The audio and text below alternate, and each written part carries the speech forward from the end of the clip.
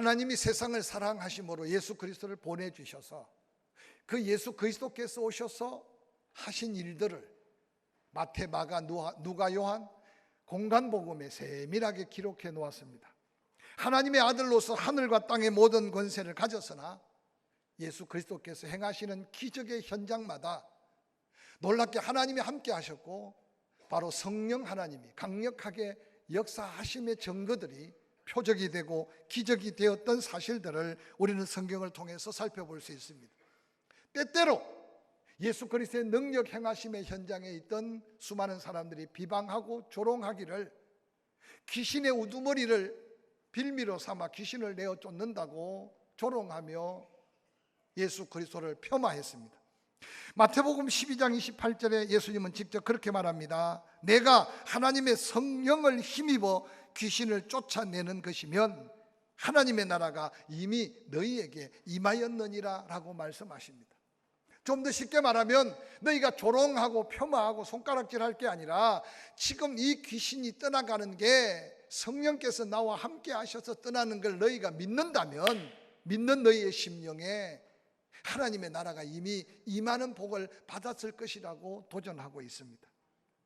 이어서 마태복음 12장 31절에 그러므로 내가 너희에게 이르노니 사람에 대한 모든 죄와 모독은 사하심을 얻되 성령을 모독하는 것은 사하심을 얻지 못한다. 또 누구든지 말로 인자를 거역하면 사하심을 얻되 누구든지 말로 성령을 거역하면 이 세상과 오는 세상에서 사하심을 받을 수가 없다고 예수님은 선포하셨습니다. 즉 성령의 역사하심과 성령의 감동하심의 거역함이 얼마나 용서받을 수 없는 죄인가를 말씀해 줍니다. 훗날 믿음의 사람들이 사도행전 10장에 이렇게 외칩니다. 사도행전 10장 38절 하나님이 나사렛 예수에게 성령과 능력을 기름 붓듯 하셨음에 그가 두루 다니며 선한 일을 행하시고 마귀에게 눌린 자 또한 모든 사람을 고치셨다. 이는 하나님이 그와 함께 하셨기 때문이라고 선포하고 있습니다.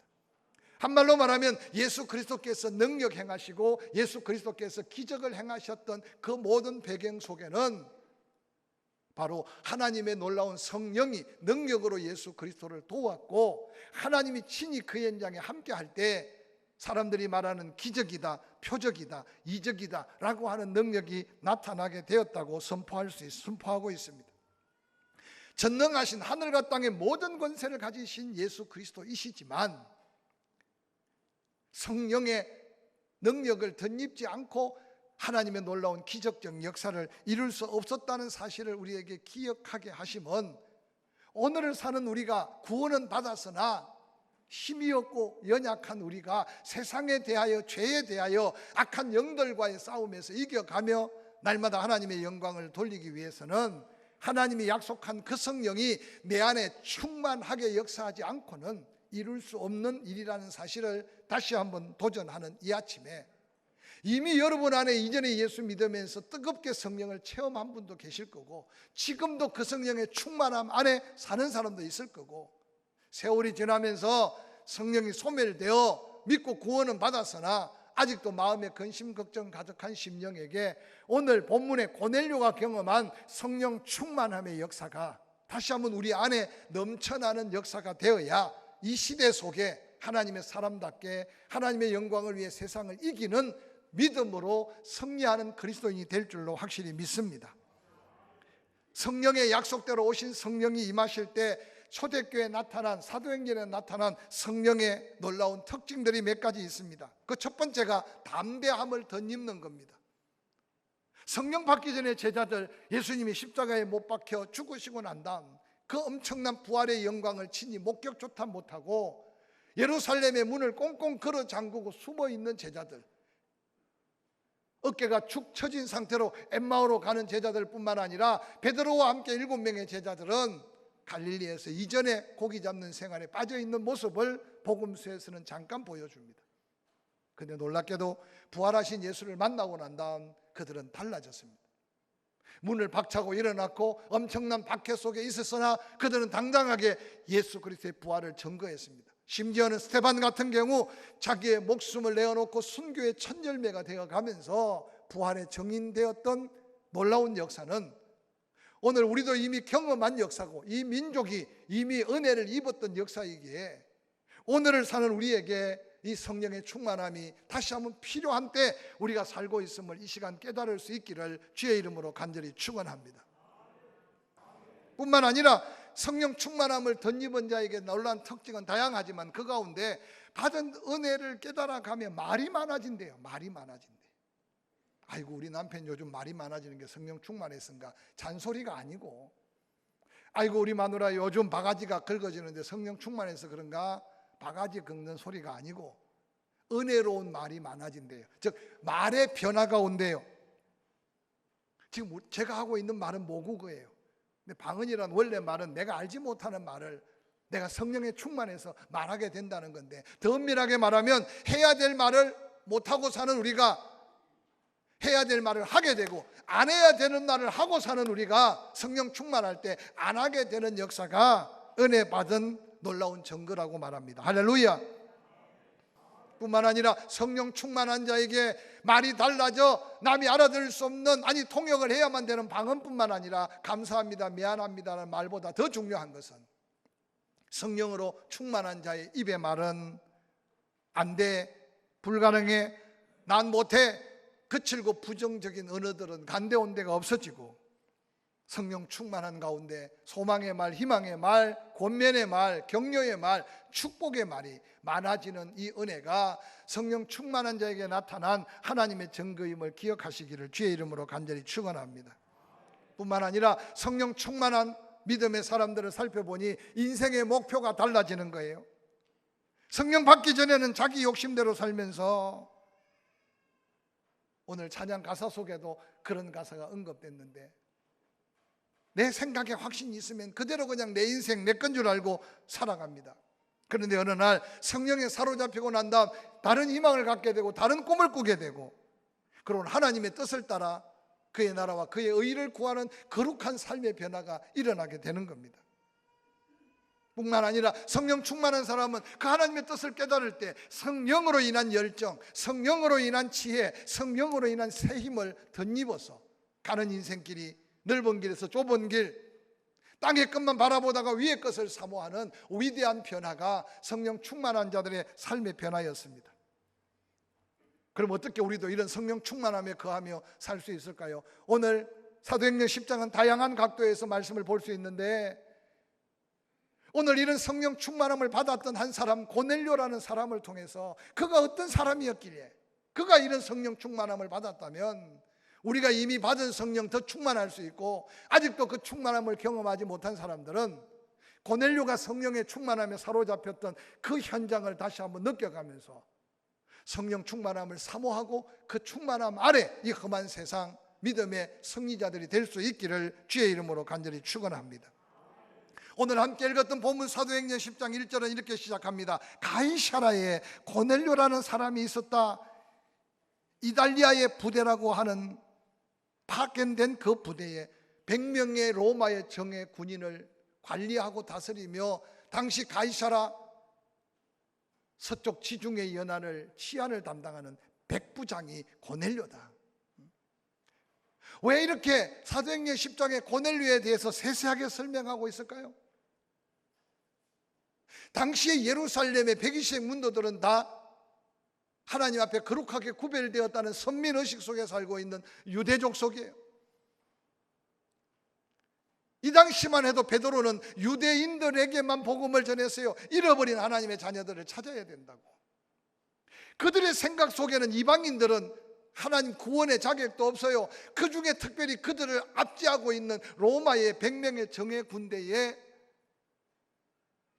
책임을 맡은 백부장, 그는 하나님이 택할 수도 없고 예수 믿을 수도 없는 상식과 선입관과 모든 문화적인 환경 속에 있을 수 없는 상황이 오늘 본문에 등장하고 있는 고넬료가 하나님을 믿고 예수를 믿어 성령 충만함을 받는 사건은 당시 사람들에게는 엄청난 충격적인 사건이었다는 겁니다.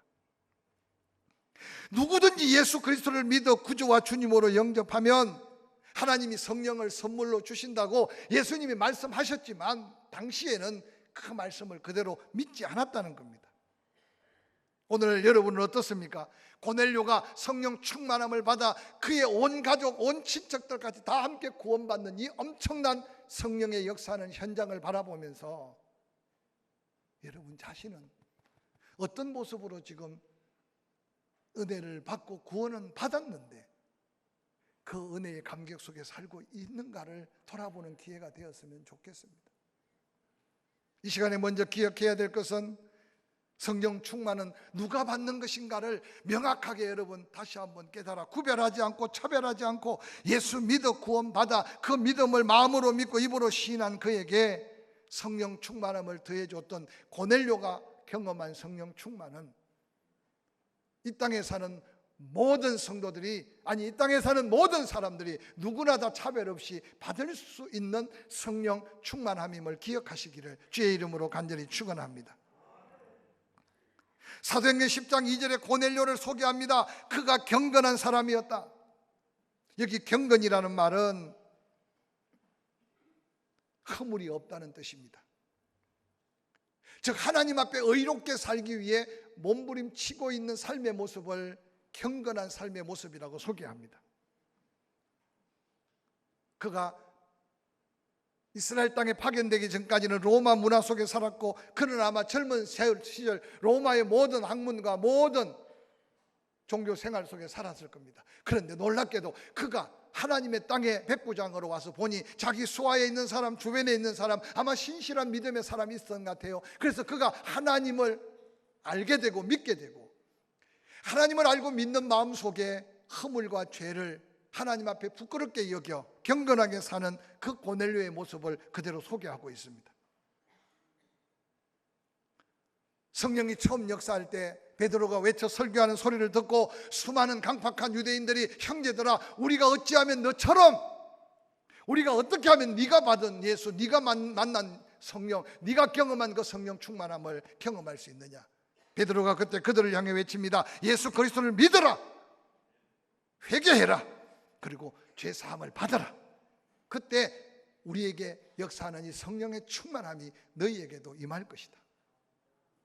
뿐만 아니라 고넬료를 소개할 때 온 지방과 더불어 하나님을 경외하며 사는 자다.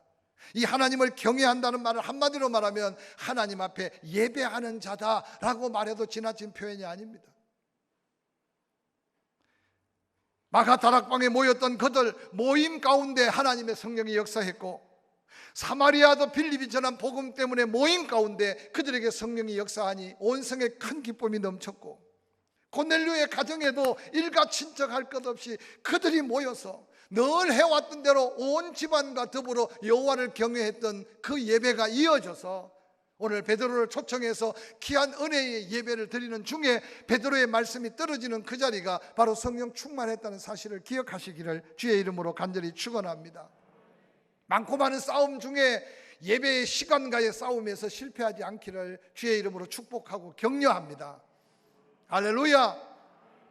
제가 늘 강조하자면 아파도 교회 오면 고쳐주실 줄 누가 알겠어요? 문제 안고 고민하다가 교회 와서 예배하다가 하나님이 그 문제 해결해 주실 줄 누가 알겠어요? 그러니까 어떤 상황 속에 있을지라도 내가 하나님 앞에 예배 드릴 수 있는 환경 시간 주신 걸 감사함으로 지켜가면서 여호와를 경외하는 곳에 임한 성령의 충만함을 우리 삶에서 회복할 수 있기를 주의 이름으로 간절히 축원합니다.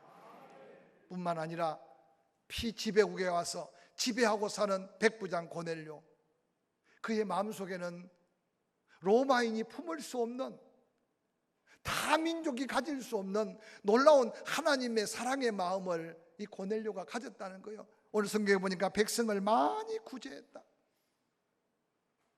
고넬료가 보낸 사람이 베드로에게 가서 말하기를 그는 정말 신실한 하나님의 사람인데 얼마나 그가 많은 사람들을 섬기고 구제하고 도왔는지 모릅니다.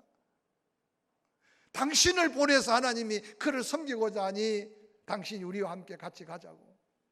고넬료 가정에 역사하신 성령의 역사를 위해 하나님은 얼마나 분주하게 베드로에게 3번이나 환상을 보이시고 고넬료에게도 동일한 시간에 역사하시고, 그러고는 그 고넬료의 긍휼히 여기는 마음, 구제가 무엇이겠어요? 가난하고 힘든 사람, 불쌍히 여기는 마음은 세상 사람들도 가질 수 있어요. 그러나 손이 펴어지고 마음으로 그를 섬긴다는 것은 하나님의 사랑, 하나님의 은혜 아니고는 안 되는 거예요.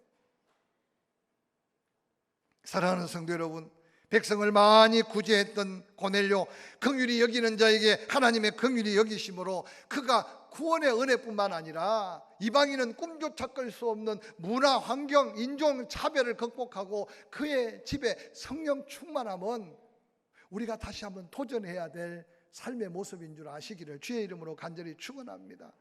뿐만 아니라 하나님께 항상 기도하는 사람이라고 말합니다. 성령의 가장 보편적인 역사는 부르짖어 간구하는 곳에 강력하게 역사하심이 성령의 역사입니다. 그래서 사도행전의 역사를 보면 어느 곳이든지 기도하는 곳에서 성령의 역사가 나타나요. 베드로와 요한이 제9시 기도 시간에 기도하러 성전에 올라가는 길에 성령이 베드로와 요한의 마음을 감동합니다. 너는 은과 금을 내게 구하지만 나는 내게 있는 성령, 그 성령으로 내게 명령한다. 너는 돈이 필요한 것 같지만 돈이 네 인생을 바꿔놓을 수 있는 게 아니라 내 인생을 바꿔놓았던 성령이 너의 인생을 바꿀 수 있다. 돈 달라는 그에게 나사렛 예수 이름으로 일어나 걸으라고 외치는 그 외침이 오늘날 교회가, 교회 안의 성도들이 세상을 향해 외쳐야 될 예수 이름의 권세라는 사실을 다시 한번 기억하시기를 주의 이름으로 간절히 축원합니다. 저는 요즘 기도할 때마다 예수 이름으로 선포합니다. 믿음의 선포가 기적이 되기를 간절히 사모합니다. 할렐루야. 애매하게 고통받다가 데려갈 하나님이 아닌 것을 종이 믿기 때문에 우리의 삶의 한계 앞에 부딪힐 때마다 오늘 항상 기도했던 고넬료, 그가 성령 충만하여 그가 하나님의 백성이 될 줄 누가 알았겠습니까? 그 성령은 지금도 우리와 함께 하심을 믿으시기를 주의 이름으로 간절히 축원합니다. 누가복음 11장 9절 이하에 예수님이 이렇게 말씀하셨습니다. 내가 또 너희에게 이르노니 구하라 그리하면 너희에게 주실 것이요, 찾아라 그러면 찾아낼 것이요, 문을 두드리라 그리하면 너희에게 열릴 것이다. 그것으로 끝난 게 아니에요. 10절 함께 읽어볼까요? 시작. 구하는 이마다 받을 것이요, 찾는 이는 찾아낼 것이요, 두드리는 이에게는 열릴 것이다. 아멘. 11절 할렐루야. 시작. 너희 중에 아버지 된 자로서 누가 아들이 생선을 달라 하면 생선 대신에 뱀을 주며 알을 달라 하는 자에게 정갈을 두겠느냐. 12절 너희가 악할지라도 좋은 것으로 자식에게 줄 줄 알거든 하물며 너희 하늘에 계신 아버지께 구하는 자에게 성령을 주시지 않겠느냐. 성령을 주시지 않겠느냐. 사슴이 시냇물을 찾기에 갈급함 같이 영의 일에 사모함을 갖고 이전에 경험했던 성령의 은혜를 다시 한번 사모하는 저와 여러분이 되기를 주의 이름으로 간절히 축원합니다. 그 성령의 은혜를 구하고 성령의 역사를 구하고 성령의 충만함을 구할 때 성령의 놀라운 충만함의 역사가 고넬료의 집에 임한 것처럼 저와 여러분의 삶에 역사할 줄로 확실히 믿습니다. 항상 깨어서 기도했어요. 기도하는 그 시간, 제9시 기도 시간에 유대인들은 하루에 5번 기도했다고 합니다. 시간을 정해져 있었어요. 예수 그리스도를 믿고 기독교를 개종했지만 그들은 전통 초대교회 안에서도 그 기도의 습관은 계속되었다는 겁니다. 이어서 하나님의 음성을 듣자마자 사도행전 10장 7절에 마침 말하던 천사가 떠납니다. 고넬료가 집안 하인 둘과 부하 가운데 경건한 사람을 하나 불러서 이 일을 다 간정하던 이르고 요바로 보냅니다. 오늘 이 고넬료의 행동적 믿음, 순종의 믿음, 감동하심을 실천하는 믿음, 그 가운데 그 가정에 성령 충만함의 역사는 하나님의 역사로 일어났다는 사실을 기억하시기를 바랍니다. 제가 자주 사용하는 말 중에 성령의 감동하심에 민감하자. 여러분, 냄새에 민감하지 않은 사람들은요 위험한 사고에 노출될 수 있습니다. 여러분 집에 지금 가스가 새고 있는데 가스 새 냄새를 못 맡는다면 팡! 한순간에 터질 수 있어요. 어떤 사람은 기후 온도에 민감해서 조금만 온도가 바뀌면 기침합니다. 어떤 사람은 물에 민감해서 물만 바꾸어 먹어도 장에 탈이 납니다. 그런데 그런 것들은 민감한데 성령의 감동하심은 무뎌지고 무뎌져서 성령이 탄식하며 기도하는 줄도 모르고 성령이 말할 수 없는 안타까움으로 부르짖는 그 마음을 헤아리지 못하고, 사도 바울은 로마서 8장에 영의 생각은 육신을 이기고 성령으로 육의 욕망을 절제할 때 우리는 하나님의 거룩한 사람이 되는데, 그때 성령께서 말할 수 없는 탄식으로 택한 자를 도우셔 하나님을 사랑하는 자, 그 뜻대로 부르심을 받은 모든 자에게 모든 것이 선한 하나님의 섭리로 합력하여 선을 이루신다고 약속하셨습니다. 여러분, 이 시대 속에 뭘 기대하십니까? 다시 한번 성령의 감동하심대로 순종해 가며 성령이 내 안에 충만해진 역사 속에 다시 한번 하나님의 역사를 경험하며 살 수 있기를 주의 이름으로 간절히 축원합니다.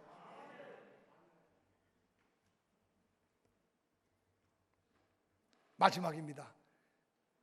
베드로가 성령의 감동 받은 그들을 이끌려 요빠에서 가이사라까지 100리가 넘어요. 그런데 그 길을 쫓아 따라오는데, 아니 고넬료 집에 들었으니 세상에 그 당시 로마의 백부장의 관사가 얼마나 화려하고 컸겠습니까? 성경에 보니까 그의 부하들은 말할 것도 없고 그의 하인들은 말할 것도 없고 친족들, 친구들까지 온 집에 사람들이 가득 모여 있는데, 사도 바울이 베드로가 들어서는 순간 성령의 감동함을 받은 거예요. 그 당시 여러분 로마의 완전한 백부장의 그 군복을 입은, 생각해 보세요. 그 백부장이 베드로 앞에 무릎을 다 꿇고 엎드려서, 하나님이 내게 감동하신 대로 당신을 초청했는데 오셨군요. 이제 우리는 당신의 입에 무슨 말씀이 떨어지든 간에 그 말씀으로 은혜 받기 위해 모여 있습니다. 할렐루야. 이미 믿는 사람은 겸손하지만 하나님은 겸손히 은혜를 사모하는 자에게 성령의 충만함을 덧입혀 줍니다.